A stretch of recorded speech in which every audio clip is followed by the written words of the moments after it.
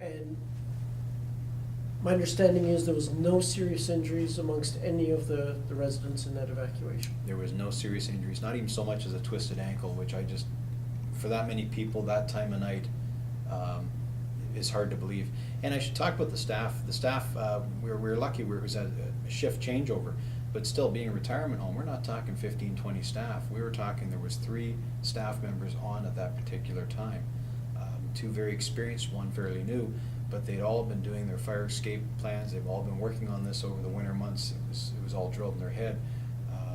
So it was all that it took was those 3 people for the amount of residents they had at that night.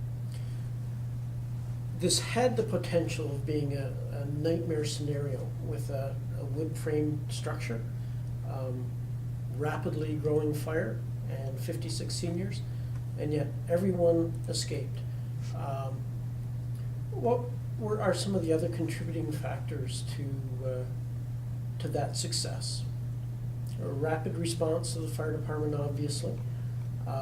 Staff, yeah, and you have mentioned training, and they knew what to do. Pre-planning. Does the fire department participate with them in mock evacuations or other types of fire Drills. Planning and emergency drills? Yes. As you know, by law, they have to have a fire safety plan. Rowanwood as a company as a whole does an amazing job with that, keeps it up to date. Just over this past winter, the last 3-4 months, our fire prevention officer has been working with them on their updates of their plan. And more importantly, he was down to witness their training, to see to it that they were doing their drills, practicing their evacuations. So it's one thing to have a plan on the shelf, but it's another one to actually understand what it says. Yes. And the fact that every staff member understood what that plan said and understood what their function in that plan was and what their job was, that's the only reason that this came out the way it did. The staff themselves deserve all the credit. There was firefighters there was 2 police officers, there was volunteers that stopped to help, but anybody that stopped to help was directed by the staff. It wasn't like you went in and found something to do. If you did show up and you were offering assistance, the staff were definitely in charge and control of that building, and they were directing you. If you stopped in to say, what could I do, they would point and give you a function. It's not just grab somebody and run, and they knew where they were heading.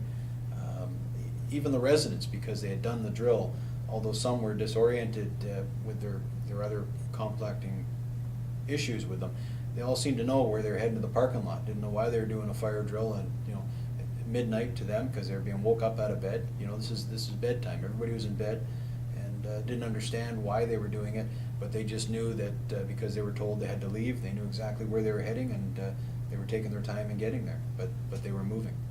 What recommendations would you see coming out of this event for other retirement homes and long-term care facilities in their planning? I can't stress enough, and I know with the fire service, when we're into hotels or any of these places, retirement homes, we talk about having an escape plan and practicing it, and everybody gives you that old nod that we do all the time, and wink wink, nudge nudge, but to actually do the full drill, and not just do it once and then forget about it until the fire inspector shows up a year or 2 later, but to practice it on a regular basis. You pick a beautiful afternoon, you run a fire drill, your staff knows about it, everybody knows their functions, it becomes habit. So that at 3 in the morning, when it's time to do the fire drill, there's no questions.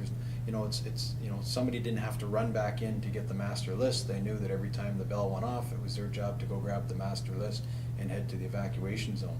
Everybody had a job, everybody knew their job, and it's quite interesting because anytime we've practiced the drills down there, it's in the daytime, everybody's awake, everybody's dressed, it's full staff in the building, all administration staff's there to help. This case, it's 11 o'clock at night, it's a Sunday night, it's a rather cool night, everybody's in bed sleeping other than the 3 staff members, so they didn't have the kitchen help to help them, they had nobody, and they just proceeded to do their function as they've been trained to do and as they practiced to do.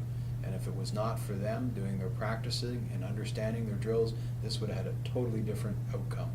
And when I pulled in, I thought the worst. And how we walked away with not so much as a twisted ankle, it's just strictly back to the staff and the function they did. And it all comes down to making it second nature. Failure to plan is planning for failure. And we must understand that we can't have the attitude that it'll never happen here. The actions of the Huntsville firefighters under the command of Chief Hernan and the facility staff, along with neighbors, bystanders, and those who came to help, contributed to the successful conclusion of what could have been a very deadly fire.